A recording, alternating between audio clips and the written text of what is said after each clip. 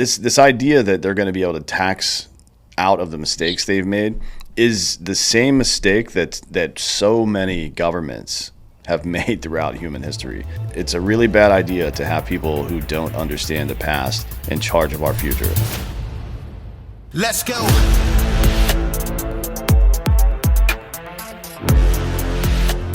Welcome to Citizen. We have a special guest today, Matthew Kenney. How's it going? Hey, good morning. Thanks for having me on. Yeah, for sure. You've done quite a bit of stuff in your day, but let's go back to the beginning. Where'd you grow up? Tucson, Arizona. Oh, wow. A lot of people from Tucson on the show recently. Oh, really? Yeah. Brian Dean Wright, right? He lives down there. Yeah. So how was that growing up in Tucson? That's pretty close to the border, right? Yeah, it is. It was a different time back then.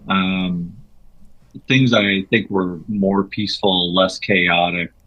When growing up down there, you'd walk across the border with your family, go have lunch, check out the shops, come back across. Tucson is only 45 minutes from Nogales.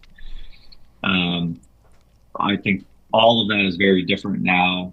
I think there are security concerns. Obviously, the whole border is chaotic now, and it does have a huge impact on the local communities. Actually, it seems like the whole rest of the world is finding out what impact that has had on us over the last decade plus. But growing up in Tucson was a good time. It was a small town. Tucson is Arizona's second largest city, but it still has a very small town kind of Pueblo feel to it. It's predominantly Hispanic. The neighborhood I grew up in was 70% Hispanic. And, we played a lot of soccer, a decent amount of golf. So I played both of those sports in high school.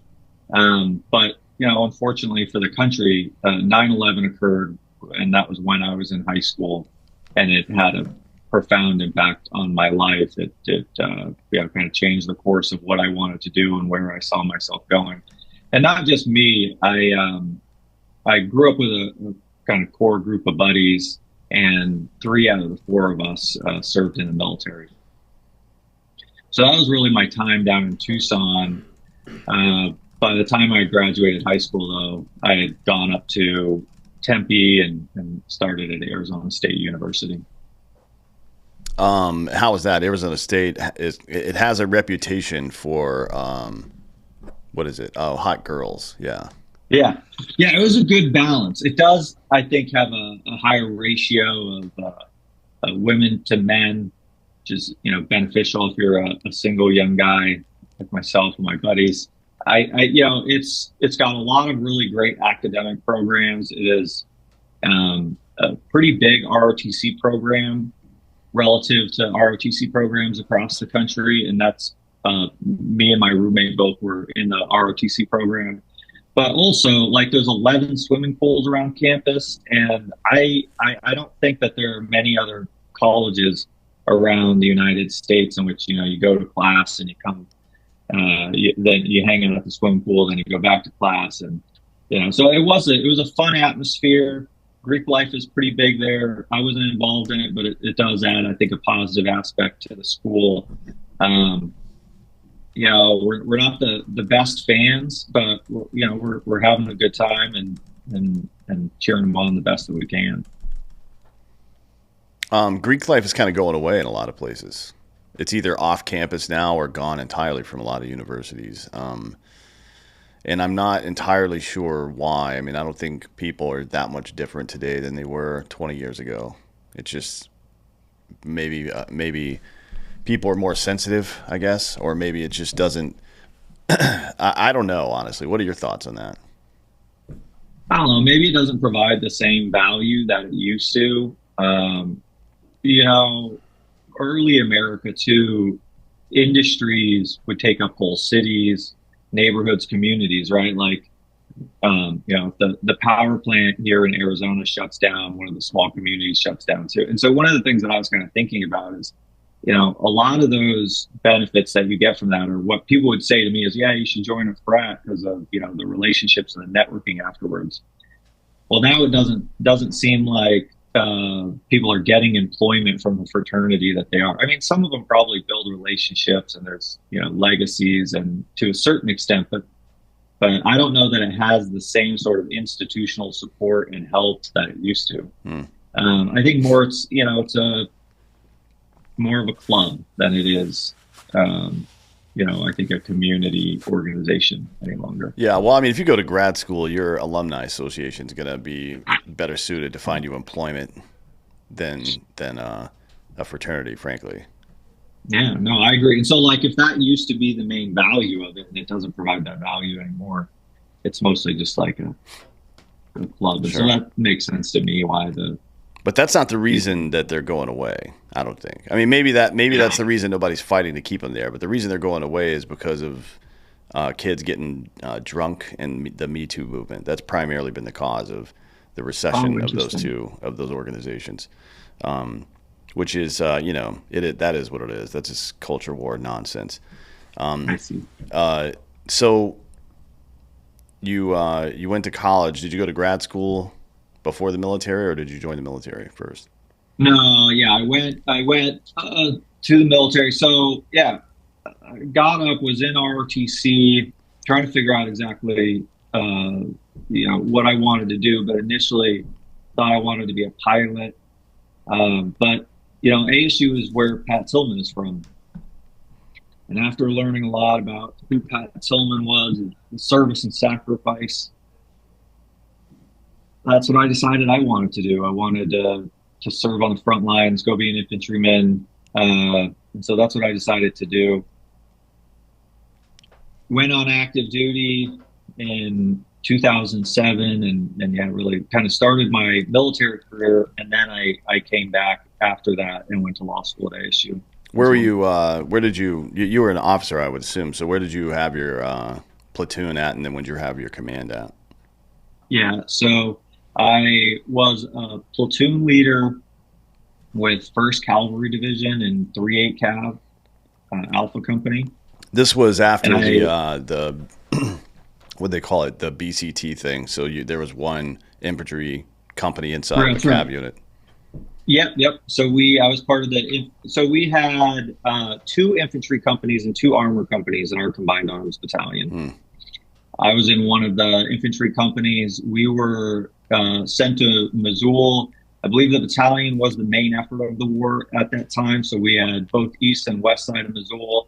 Our battalion had the west side of Missoula, and I had a northern AO that covered like Zinjali and Ras Al Khor, which is kind of the most northern part of the inner city of Missoula. And we lived out of 2 combat outposts there. I was there, interestingly, during a transition period, too, between Operation Iraqi Freedom and Operation New Dawn.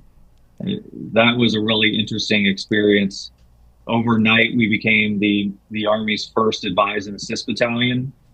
And that was much more winning the hearts and the minds, building relationships, supporting, doing like border interdiction missions and Iraqi Army support.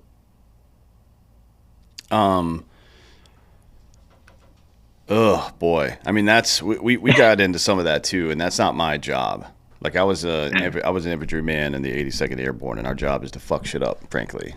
And you can't, like, when you get dudes tuned up for deployment, and you send them over there and like, all right, go shake everybody's hand and play nice. That doesn't really work out that well, in my opinion. Well, and there's, I think, a few fatal flaws to their tactic too. You, I'm sure, did joint operations with the Iraqis, and when it became kinetic, it was just as much of a danger to my soldiers as it was, I think, to the enemy. Oh yeah, we were in a Black Hawk on the way to a target one time, and this idiot pulled out a flash camera and started taking pictures, and I snatched it from him and slapped him and threw it out the fucking the door. Like, what are you doing? This guy's got night vision on up here, right? And we're flying like 200 feet over the surface. So yeah, it was for lots of different reasons, I think, but this idea that or even me, myself, after everything is always a 40-hour course. I don't know if you remember that, like, especially for officers, right? It's a PowerPoint course. But, how from that, and I kind of figured out what I wanted or what we needed to get out of it, and that was human intelligence. But yeah, like we were going out there to do these projects, and they're like really relying on me to tell them which projects to approve and which ones not to approve. And like, I don't know anything about civil infrastructure or like, the Iraqi society or the community. And so, I'm picking ones that have value to me for one reason that maybe aren't really super important for like the community or the village that we were helping. Like, look, like I think that we've learned this lesson, unfortunately, over the last 60 or 70 years, that the military is really good at one thing, right? Like, in the last couple decades, we've taken over Iraq twice, rolled through Afghanistan, and it's got its own insurgency problems in both. And I think that it's tough to beat an ideology. But my whole point is like, we are really good at doing the military stuff. And if our politicians can realize that that's what we're used for, Mm-hmm. and not for, their other aspirational projects, I think that we'd be better off as a country. Well, that's a good segue. So you worked in public affairs, you worked in politics for some time now. Are you still doing that now? What do you do now? Yeah.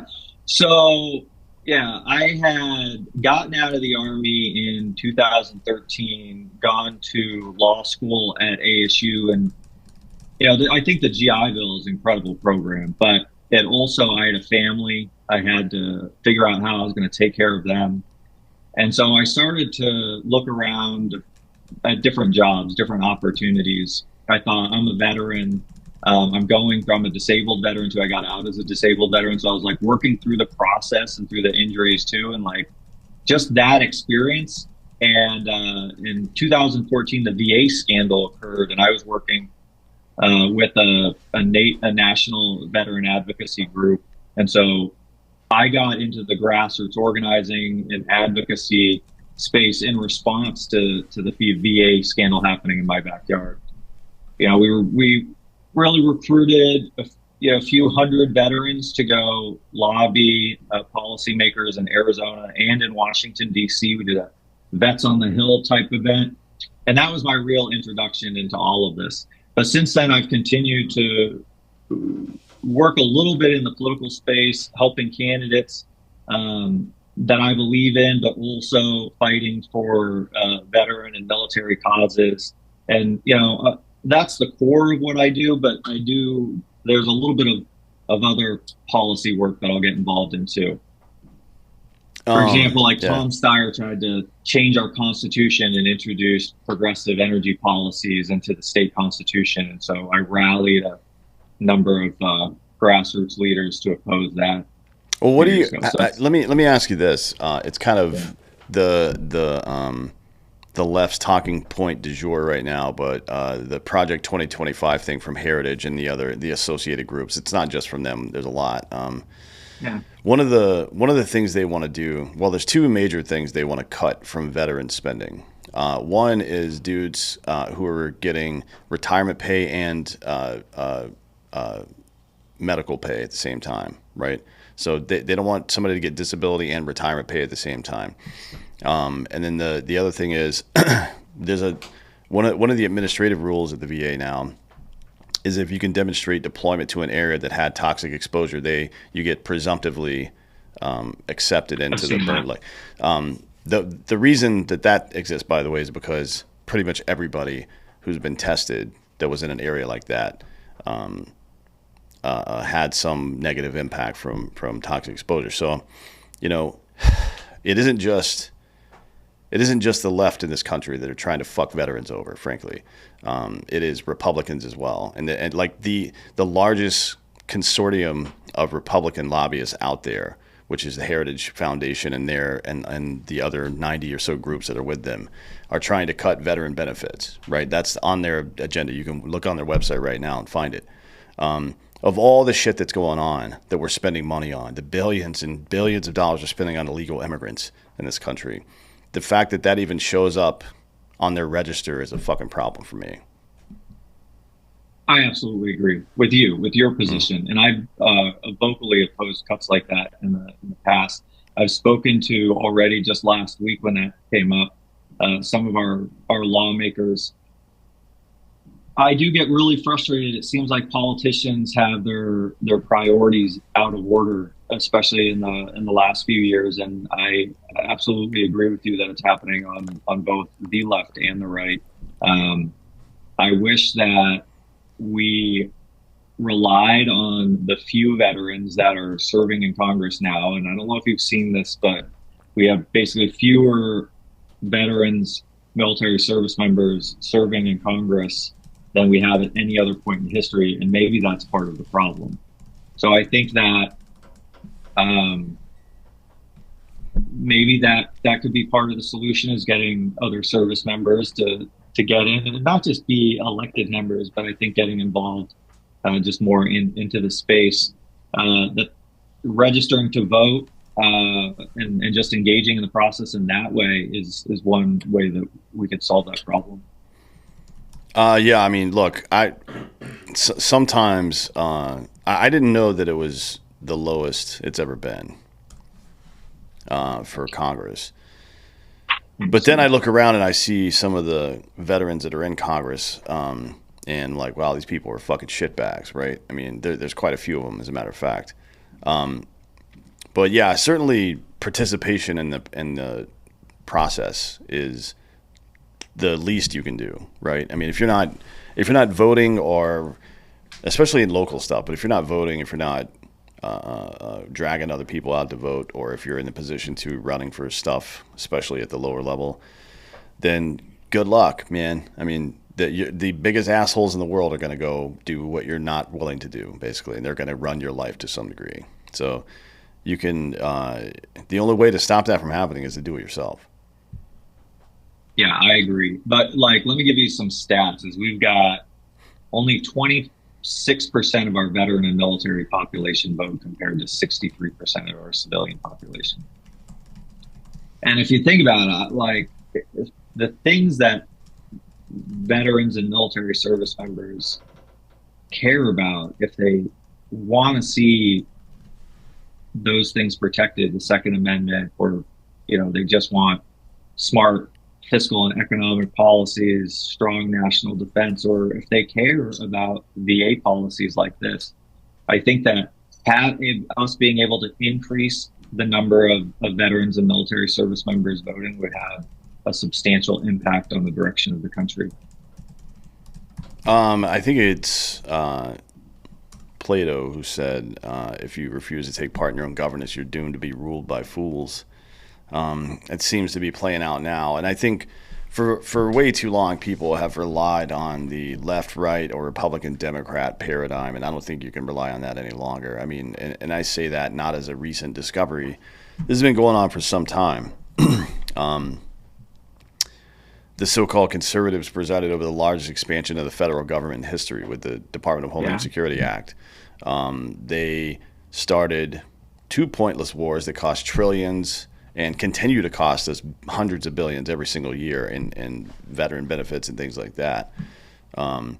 And they both expanded and solidified the security state. Now, all this censorship and all this crazy stuff and spying on American citizens that's going on that every Republican right now wants to blame Biden and Obama for, George Bush did that shit. And everybody under him signed on to it, including, I mean, the left did as well. Hillary Clinton was like balls deep in that as well.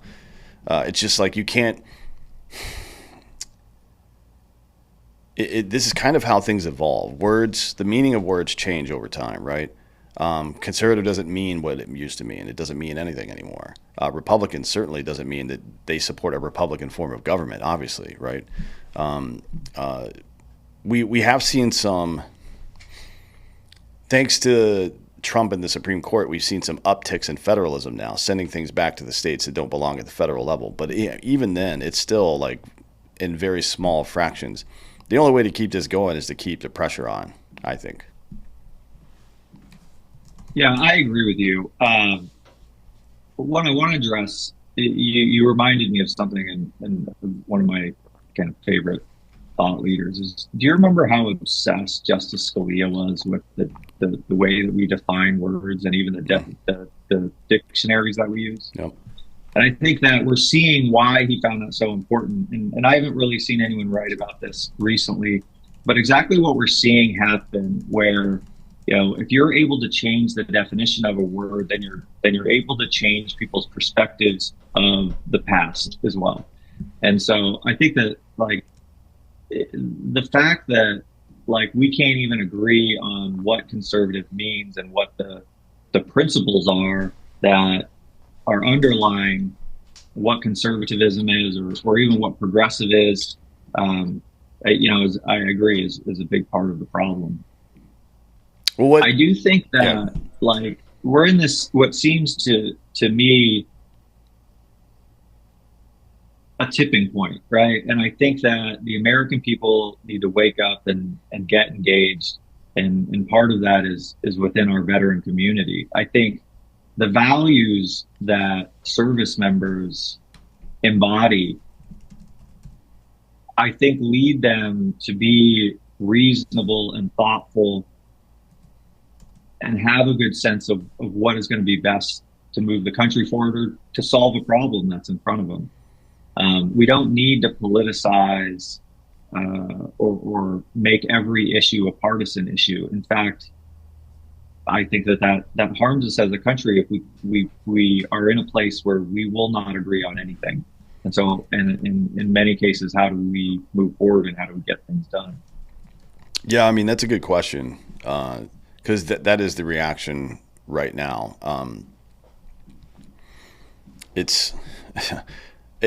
It occurs to me that if you remove the names and parties from a particular piece of legislation and showed it to people, you might have a better understanding of what they actually think. Michael Schellenberger is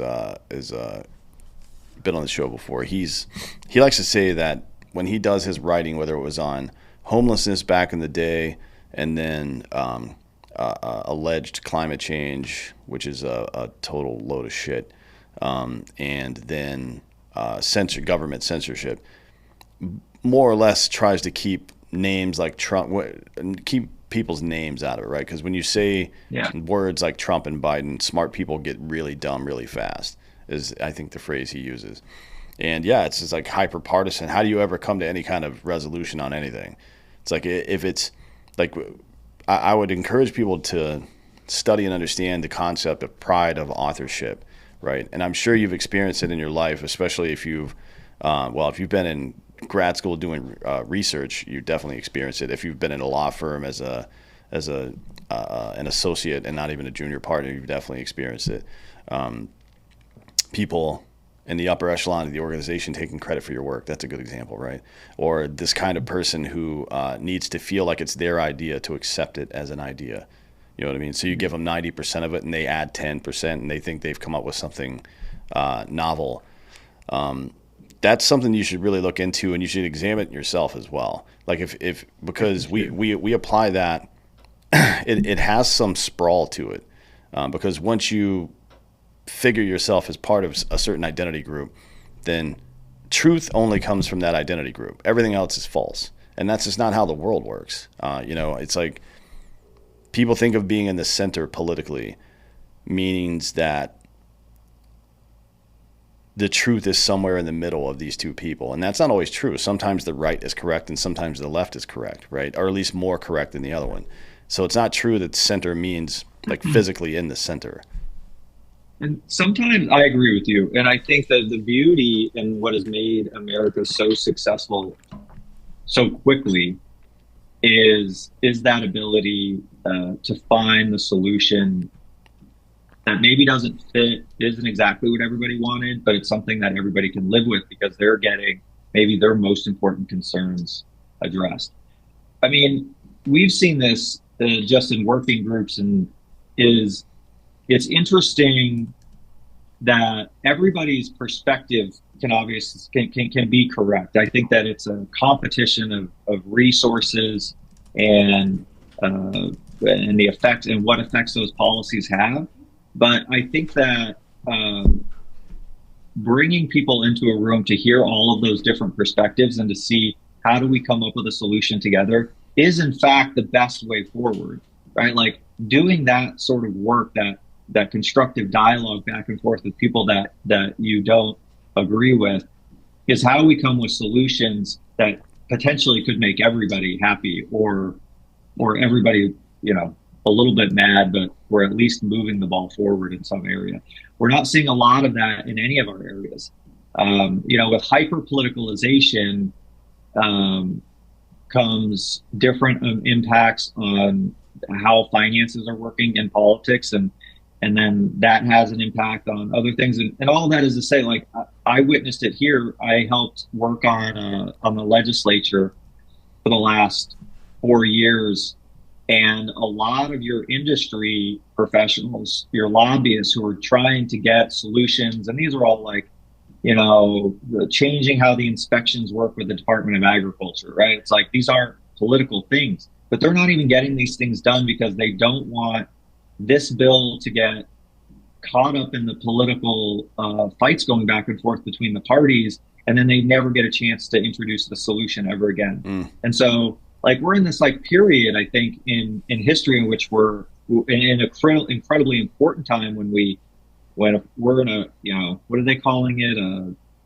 The Democrats, a great competition. Sorry, I'm forgetting about the phrasing that they use there, but world competition. And if this is an important time in American history for us to continue to be an independent country, I think that we need to do things that are best for America, and those things definitely aren't racking up national debt. Addressing those problems. The IRS trotted out a headline this morning like, "Oh, we collected $1 billion in back taxes from rich people." It's like, oh yeah, do that 35,000 more times, and you can pay off the debt. You fucking dummy. Like this idea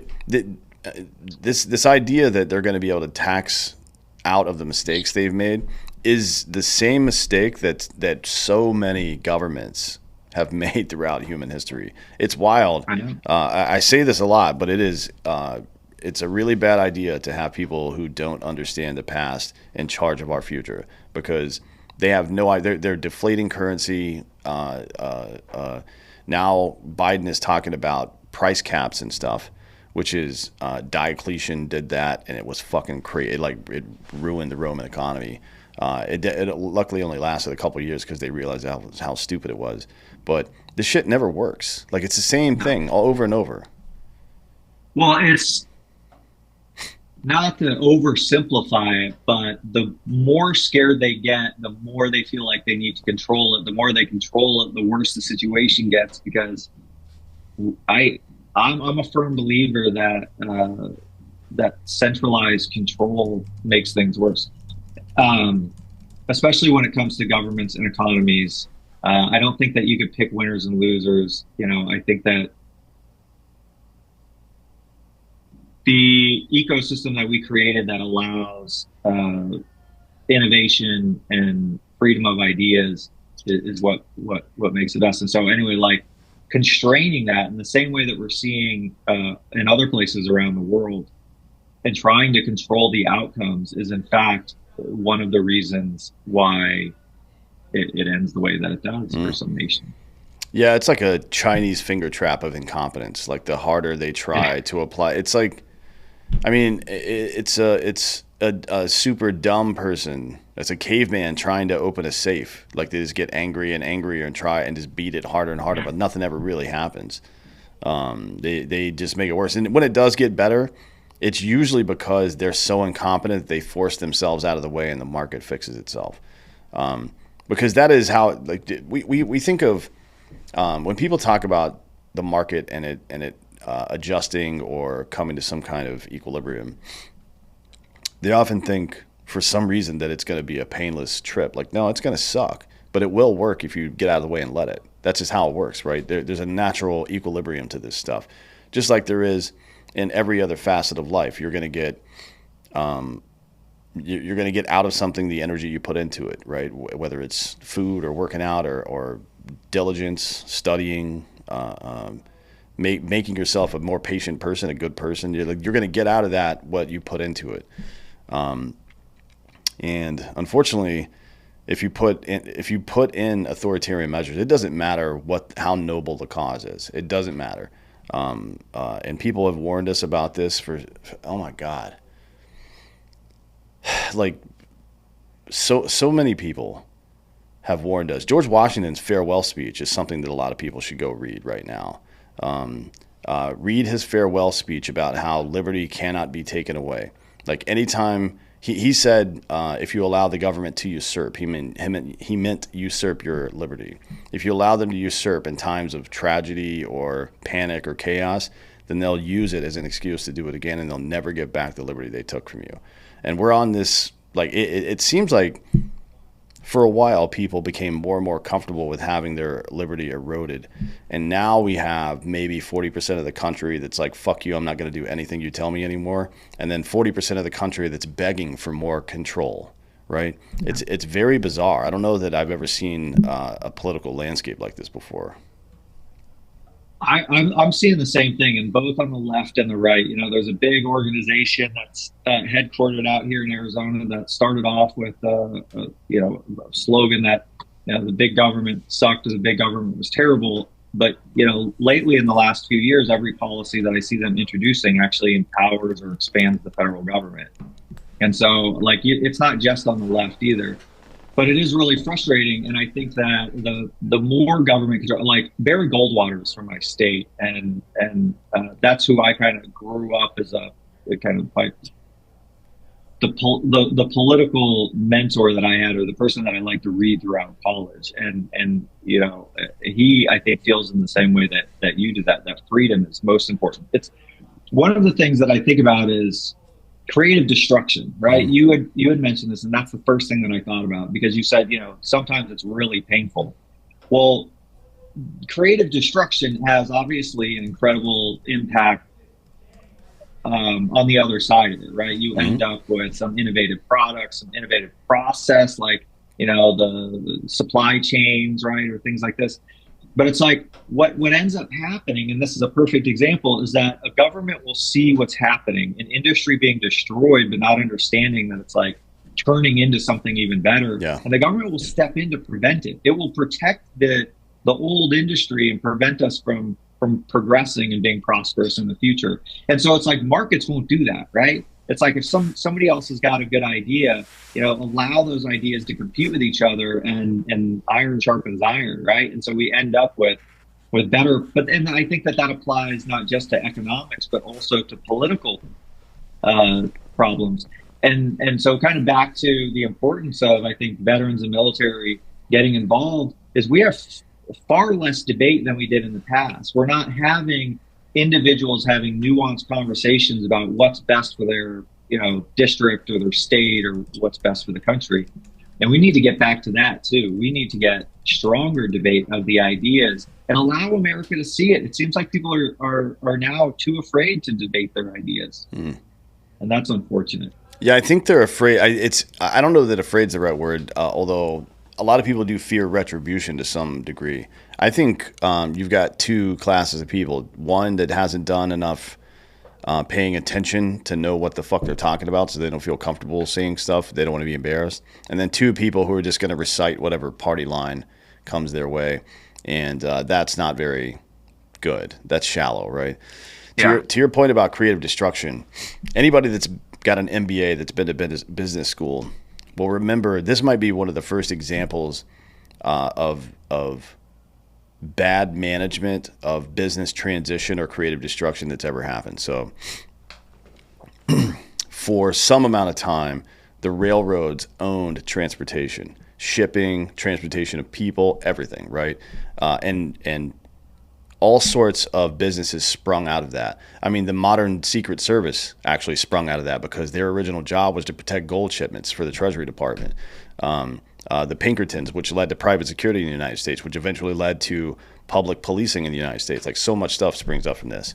One of the things that you will learn in business school is that the railroad industry made the biggest mistake you can make if you're a business, and it's to assume you're in a business that you're not actually in.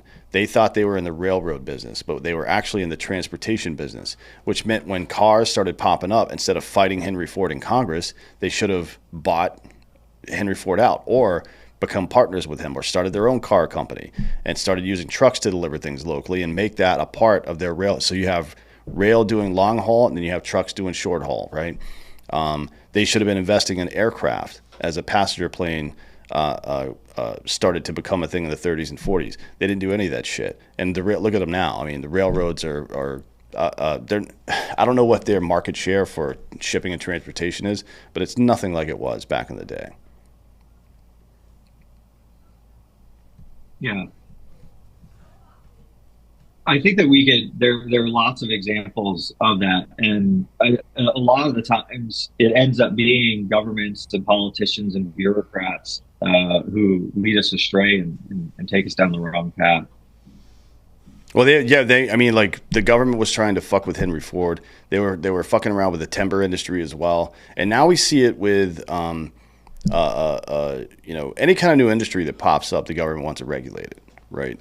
For whatever reason. Okay, so yeah, I was just thinking about this in terms of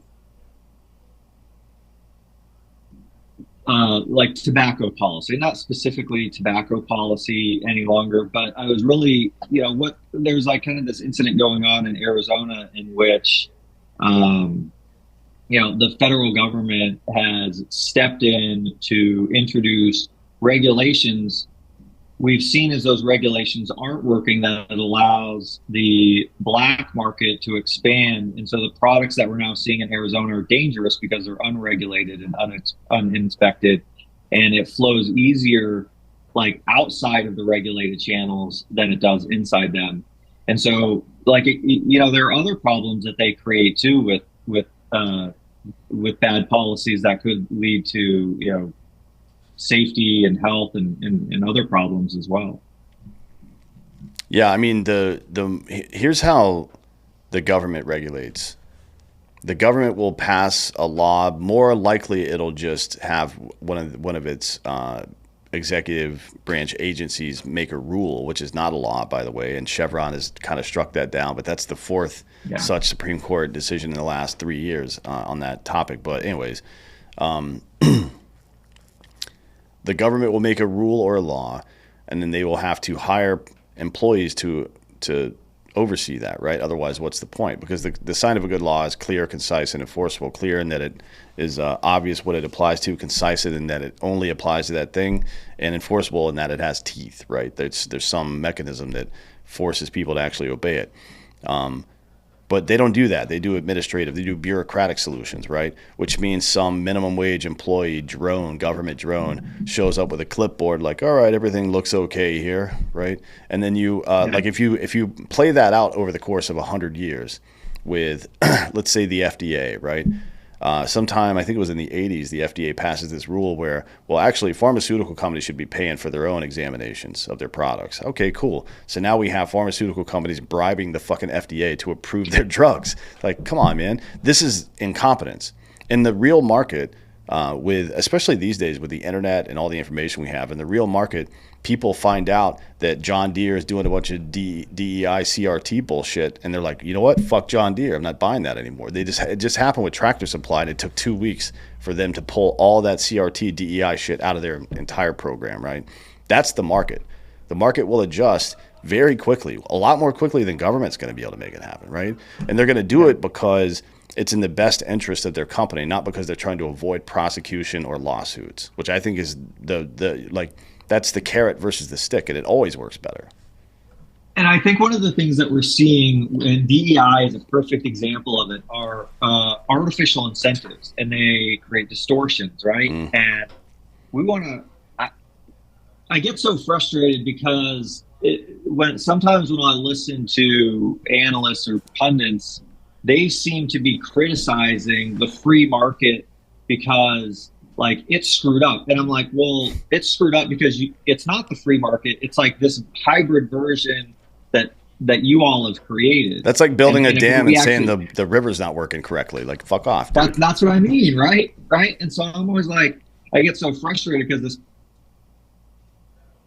for hundreds of years, we agreed on some of these basic principles, right? Like price controls is a great example. These things, when you pump the federal government full of money, right? When you push money into the economy like this, it always ends up the same way. And like, and so we wonder why we have inflation, right? And we're like, well, you know, we kind of violated one of these core principles that we all kind of understood in Econ 101. And so it is really frustrating to see as politicians continue to do things like that when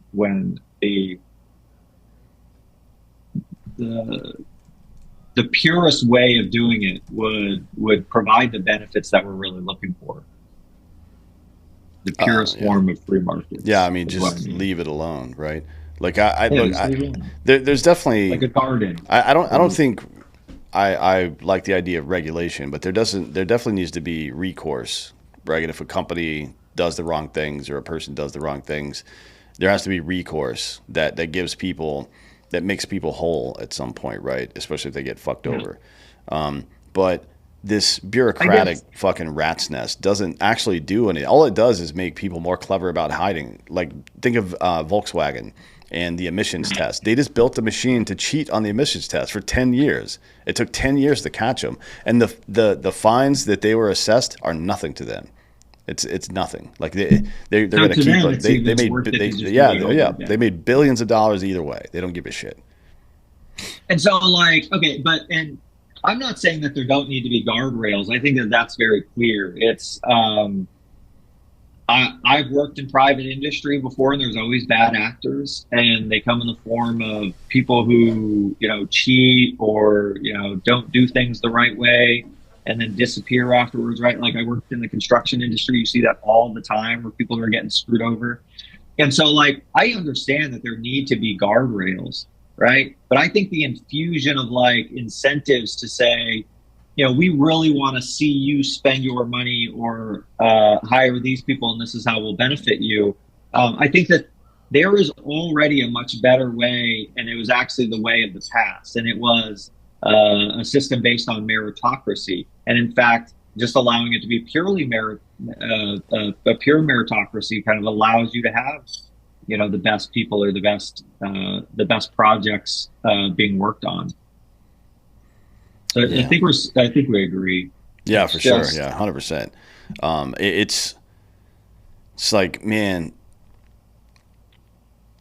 I really don't. I don't understand it. I think it's just like been hammered into people's heads for so long. And I'm talking about just the standard liberal Democrat, not a crazy progressive person. It's the standard liberal Democrat thinks that somehow government is there to help them, right?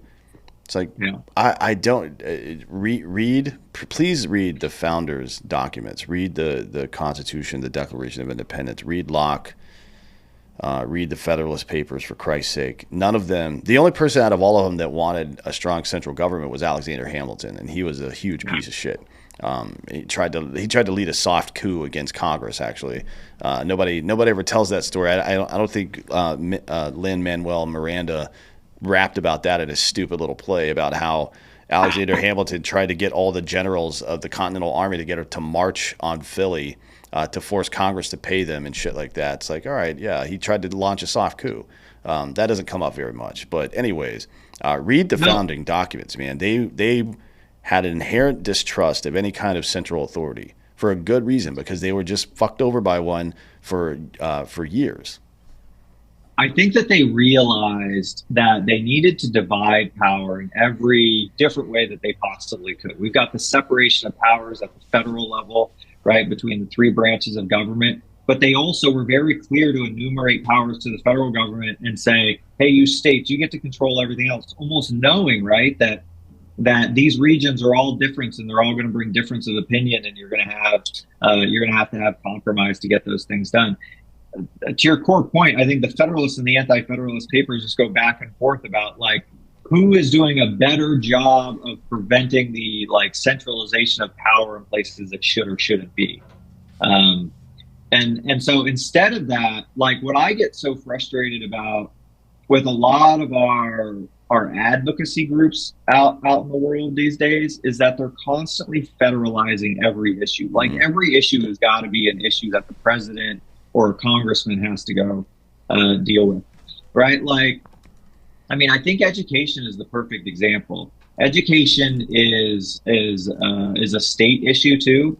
And yet, like, think about it, I think that there are good programs for, like I said, the GI Bill, but is that one area in which we should, allow the states, or even more importantly, at the local level, the local community of people whose kids are actually going to the school, like being in charge of the policies around the school.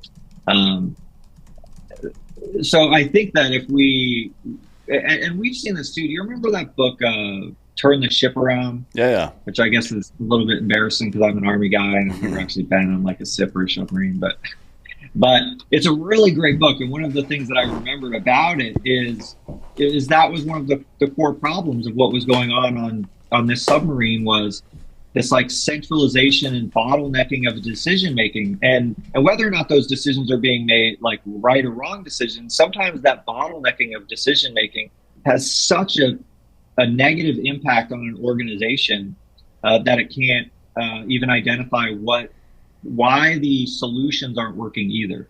And so in this case, it's like the more that we require Congress or the federal government, or we separate the decision-making power away from our citizenry too, like we lose control over giving it any direction or just allowing it to work itself out in the natural process. No. Yeah. I mean, a lot of conservatives are butthurt right now that abortion isn't on the RNC issues list that was just published this week. It's like, why would it be? You won. You won. States' rights forever. Like, I don't want to hear any negative shit about Trump and abortion. He did more to stop abortion than any fucking politician ever has, right? At least from the presidency. Nobody's ever, this has been an issue for over 50 years. No Republican has made one meter, 1 foot of progress, 1 inch of progress in this. And he did what is constitutional. He returned it back to the states. And if you are an actual conservative, that's what you should want, right? It's called federalism. It is literally the system of government we're in. You won. Republicans have won the abortion issue. It should not be. Stop talking about it. Why are you talking? I mean, like at the local level, do whatever you want, right? Because that's what you're supposed to do. But at the federal level, demanding that federal politicians demanding that Congress and Senate get involved in this debate at this point is in the presidency get involved in this debate is insane to me. It belongs with state legislatures now. Well, and I think that there are states that are pretty like homogeneous communities that like we wouldn't be constantly fighting about a number of different issues if we allowed there to be different solutions for different people. That is actually that's part of the beauty of our country too. Right? Yeah. I mean, why are we passing stuff up to the federal government to decide? That is not how this is all set up. Yeah. And in fact, like we would get along a lot better if we held on to control at a more local level. If we made those decisions, and I'm not saying that this is all the government's fault, right? It's like a lot of people are like running to their congressman and say, hey, fix my local issue. You see the federal government getting involved using the EPA in local zoning fights, more in California than in any other state, but it does happen a little bit in Arizona too, where you could get a community group who's able to federalize a local zoning issue, right? Like that's crazy. I mean, like somehow the federal government's going to step in to say that we should or shouldn't build this business here. Yeah, it is like this is the problem that I have that I don't think a lot of people understand. They talk about democracy, they talk about republic, whatever, right? I'm not a huge a direct democracy is only, so far as I know, in a major country been tried one time, and it was in Athens, Greece, in like the 4th or 5th century BC, and they tried it for a little bit and they're like, oh, this is crazy, everybody's nuts, we can't do this, right? And this is where the Roman Republic eventually came from, right? They were like, yeah, we can't do this, everybody can't vote on every single issue, this is wild, because they would have a full-on vote for anything, right? Nuts, it's nuts. And just think about that on a mass scale. So there's 330 to 350 million people here. It's hard to tell with all the illegals, but 335 million Americans, 270 million, I think, adults, so people that can vote. That means at the federal level, you have 270 millionth of a say in how your life goes if you give authority to that thing to the federal government, right? And even if you say that from the Republican side as a republic, you have a 1 in 435 or 1 in 100, depending on which House of Congress you're talking about. That's a lot less than what you would have just making your own decisions, you know, or dealing with your state legislature, which is going to be quite a bit smaller. Yeah, and I wasn't advocating like necessarily for, you know, direct democracy. Oh yeah, nobody does. Nobody Well, actually wants that. I just meant like the raising every issue up to the level of like we need federal government intervention, right? Like that's doing a lot more harm than I think people are giving it credit for. I don't want to go on this kind of tangent on this, but you've got these federal programs that are sometimes just acting in a way to take local tax dollars out without making any positive impact or change in the community. And so you're just losing out on tax dollars that could be used for something else. But I totally get what you're saying too.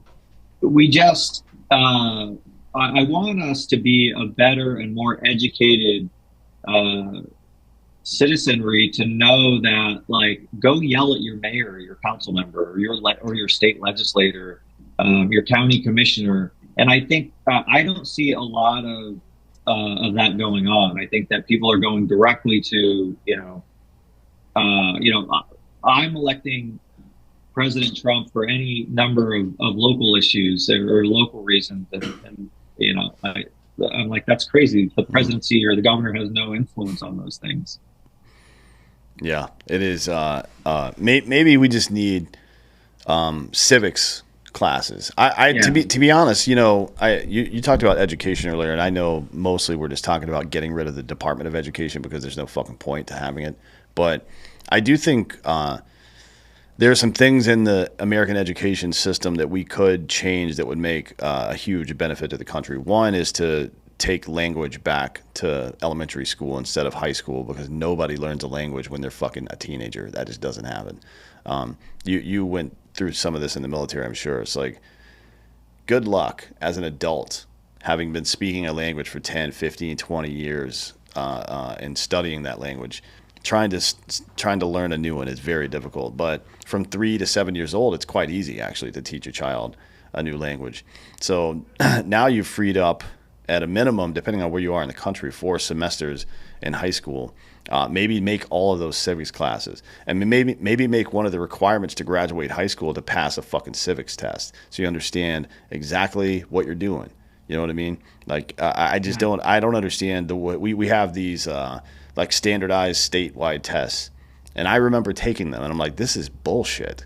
This is nothing. Like, what the hell are you talking about? Why is this the thing that I have to pass? And by the way, in 10th grade, not as a junior or a senior, you pass it in 10th grade, and that now you're eligible to graduate from high school as long as you do everything else right. It is bananas to me the way we handle this stuff, and it shows. People have no idea how their own fucking government works. So I worked with a group, and a woman who ran for governor out here, Karen Taylor Robeson, ran this organization called the Joe Foss Institute, and actually passed that here in Arizona. And she ended up, I think, getting it passed in half a dozen, or maybe it was a dozen states total that now has civics requirements for your high school graduation. There's also this other really cool thing that's going on in Arizona, where now we have a civics bee. So at the college level, it's called a territorial cup. And so U of A, ASU, and NAU's top debating students come together and debate ideas. And so there are some states and some universities that are having programs to try to address that. And I really appreciate it. One of the other things that gives me hope too, now that we're kind of talking about the education space, is you could get mad at for a university, and you see this club pop up, or this or whatever, and they can't control that. But instead of doing that, they have these centers now, and they're at ASU. They have them, but I've seen them popping up at other like organizations, like the University of Texas too. I believe has one, and these are like focused on having civic debate and talking about the issues and teaching our young people how to work through issues better. They're really well funded. I think they could have a positive impact on the way that we're educating our students too. But I'd also I really love watching what the school choices movement is doing in like K through 12 education. I think that exploring some of those other ways of teaching students or giving them the opportunity to focus on the things that they already know that they love and they want to pour their life into, I think it might be a solution for some students that struggle in the traditional setting. Yeah, Corey DeAngelis is kind of leading that charge in a lot of ways. He's really good. Yeah. If you're on Twitter, I would recommend following him on Twitter, because one of the things he likes doing the most is when a politician or teachers union person or somebody says that they're against school choice and blah blah blah, he's like, yeah, you sent your kids to private school and you also went to private school, so shut the fuck up. Because really what he wants them to say is, yeah, but I paid for it. It's like, oh, so only wealthy people should be allowed to go to private school is what you're saying, because that's the trap, right? That's what we fall into. And education, like anything else, is gonna benefit from a meritocracy, right? One of the things he also likes to ask is, if parents are given the choice to take their money away from the public school, why should that be a threat to the public school? It's only a threat if the public school product is inferior, right? If the product is adequate, then they're not going to lose any customers, right? Because private school adds a whole lot of other bullshit. Like, you have to drive your kid to school. They're not going to have a public bus system anymore. They're not going to have a public bus system anymore. It's going to be logistically challenging for a lot of people, right? But it's so what I mean to say is, if somebody had the option to stay at the public school and get all the benefits of having the public school and it lived up to what it's supposed to be, then they would just stay there. Well, I'll tell you that I grew up in public schools, and I would have loved the opportunity to explore other options. There were lots of times when I felt like there was more that I wanted to do. And like when like the back to our kind of free market conversation too, and the incentives is when I'm saying, when like a student or a student body is like, hey, we could be doing so much more with our time. We want to be doing these things. And it's the teachers who are in fact are like, just sit down and be quiet. I think that they're not listening to the market, which is us, where they're not listening to the customer and trying to provide what we want for our education, what we want our experience to be like. And I'm not saying that 6-year-olds necessarily like should be leading the classroom. I just mean that like we should be listening and like making changes based on the behavior and the science and the things that we're learning, and not the process hasn't changed in forever. And out in Arizona, they were trying to figure out how to provide transportation options to students during the pandemic. That had a difficult time with the school bus. And I can't remember what the issue was, but it was crazy how hard the union fought against allowing them to give a few vouchers, like Uber vouchers out, or working in a partnership with Lyft to get students back to the classroom. And I thought that was really interesting. Just that I was like, why does the union care, right? What?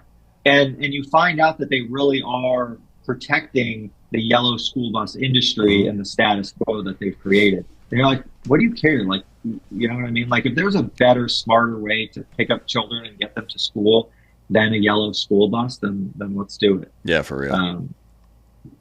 I mean, that's another problem with government. Government will create a behemoth and then hand out contracts. And then when a new tech or a possibility comes along, they're like, well, sorry, we've got this 10-year contract with this completely obsolete piece of equipment. So there's nothing we can do. You know what I mean? It's like, no, in a private company, it would never work that way. You would be like, hey, God bless, but there's something better over here. I got to go. And if you're the private company providing the antiquated material. It's your job to be ahead of the curve. It's not anybody's job to stay to become a Luddite just because you can't advance with technology, right? Yeah, and I think what is America's competitive advantage over the last 200 years that we need to continue to embrace and even accept some risks and some problems is that we need to continue to be the number one innovator in the world. And we won't be able to do that if we're protecting the status quo and protecting or we're preventing the next evolution of tech or industry or pharmaceuticals or whatever it is. And in this case, education. Yeah, well, we'll see how it goes. Luckily, there's some reasonable people working out there in politics. Speaking of which, what do you got going on right now? I know you're on the board of a couple of veteran orgs and stuff like that. What do you got going on now? So I've mentioned it a couple times. Vote for America. We want to, try to register 1 million veterans to get onto the voter rolls and to participate in the next election. It's nonpartisan. We just want to see more veterans involved in the political process.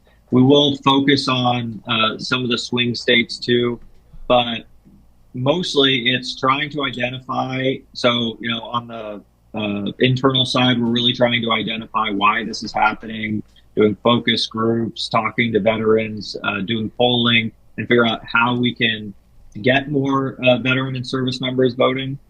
But on the other side too, we want to get out there and share some of this data. Like I said, there 63% of veterans are registered to vote, but only 26% actually vote. I mean, compare that to 63% of the civilian population votes and 85% are registered to vote. Those, kind of go up and down depending on the state. But that's one of the main things, because I think if we want to protect or advance those things that we care about, those issues that are most important to us, then we need to be participating in the process as well. Yeah, 100%. And then the other thing that I'm really working on is a new group called Smoke Less Vets, and we're trying to help get the VA and the federal government and our state governments to adopt a harm reduction policies as opposed to abstinence only. So I dipped the whole time that I was in.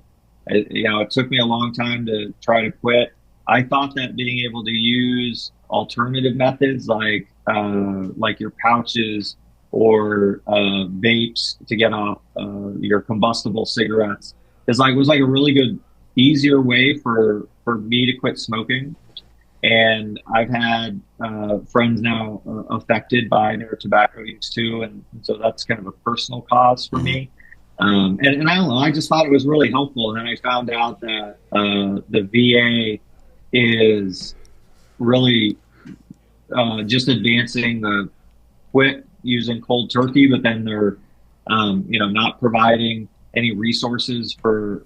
I'm sorry. They do have resources to help veterans to quit smoking, but I don't think that they're looking at all of the different ways that they really could be helping if they want to get to get people off of these more harmful tobacco products. Yeah, for sure. I mean, it's like what really made me passionate about is when you find out that the vape products aren't. I'm not advancing that people should go out and start these things if they don't, but for one reason or the other, they're very popular in the military. And I think that knowing that both the vape product is 95% healthier and the pouches are as well, that why aren't we trying to help our veteran and service members use these products and get off of the more harmful and dangerous ones? Yeah, I would actually. I don't know about vaping, but pouch nicotine use, I would recommend you get on it if you're not. If you, I mean, at least try it, because the nootropic benefits of nicotine are crazy.